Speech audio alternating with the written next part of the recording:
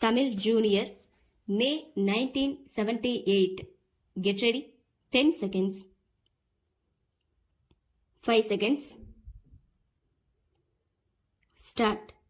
சபாநாயகர் அவர்களே, இந்த தீர்மானம் நிர்வாகம் நல்ல முறையில் நடைபெறுவதற்கும் அரசாங்க அதிகாரிகளின் நிலைமை போன்றவைகளை பரிசீலனை செய்து பார்ப்பதற்காகவும் ஒரு கமிட்டி நியமிக்க வேண்டும் என்ற அடிப்படையில் கொண்டு வரப்பட்டு இருக்கிறது.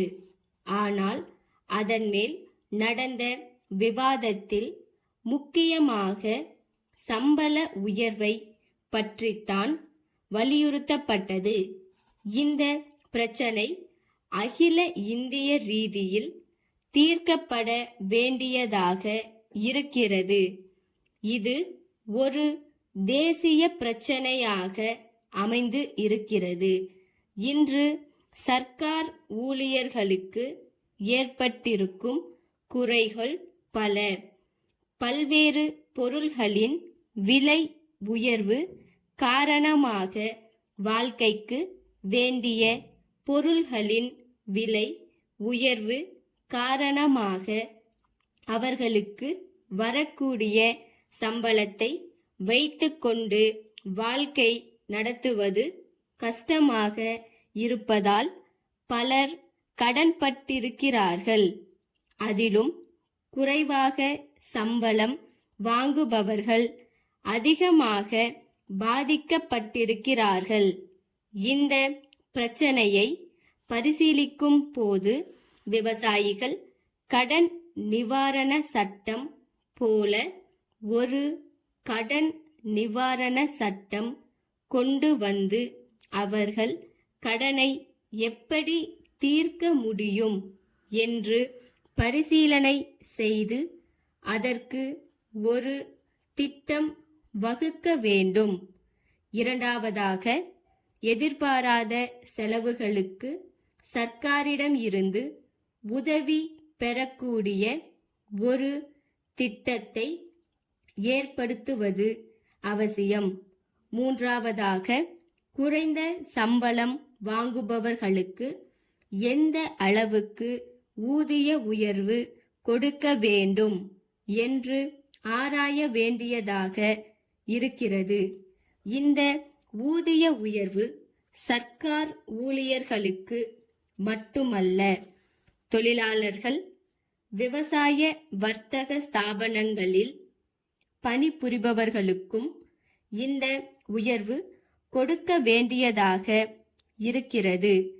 அப்படி கொடுக்கும் போது அவர்களுடைய வாங்கும் சக்தி அதிகமாகிறது. அதன் காரணமாக விலைவாசிகள் உயர்கின்றன. இதனால் ஊதியத்தை இன்னும் அதிகமாக்க வேண்டியிருக்கிறது. ஆகவே ஊதியம் உயர உயர விலைவாசிகளும் உயர்ந்து கொண்டே போகும் என்பது உறுதியாகிறது. இந்நிலையில் ஊதியத்தை உயர்த்தி கொண்டே போவதால் மட்டும் இந்த பிரச்சனையை தீர்க்க முடியாது. ஆகையால் தேசிய அடிப்படையில் குறைந்த சம்பளம் எவ்வளவு இருக்க வேண்டும் என்று வகுத்து கொள்ள வேண்டும். அத்தியாவசிய பொருள்களின் விலையை கட்டுப்படுத்துவதின் மூலம் தான் இந்த தேசிய ஊதிய கொள்கையை வகுக்க முடியும் என்பதை நாம் உணர்ந்து இந்த பிரச்சனையை விரைவில் தீர்க்க வேண்டும். காமாட்சி மல்லிகை ஸ்டோர், 21 பெரிய கடை வீதி, குடந்தை, பிப்ரவரி 7, 195/9, காரியதரிசி, சந்திரசேகரபுரம், கூட்டுறவு பண்டகசாலை லிமிடெட், குடந்தை. பேரன்புமிக்க ஐயா, தலைப்பில் கண்ட விலாசத்தில் புதிதாக நாங்கள் கடை திறந்திருக்கிறோம் என்பதை தங்களுக்கு தெரிவித்துக் கொள்ளுவதில் மகிழ்ச்சி அடைகிறோம். எங்கள் நிலையத்தின் தலைமை அலுவலகம் விருதுநகரில் இருக்கிறது.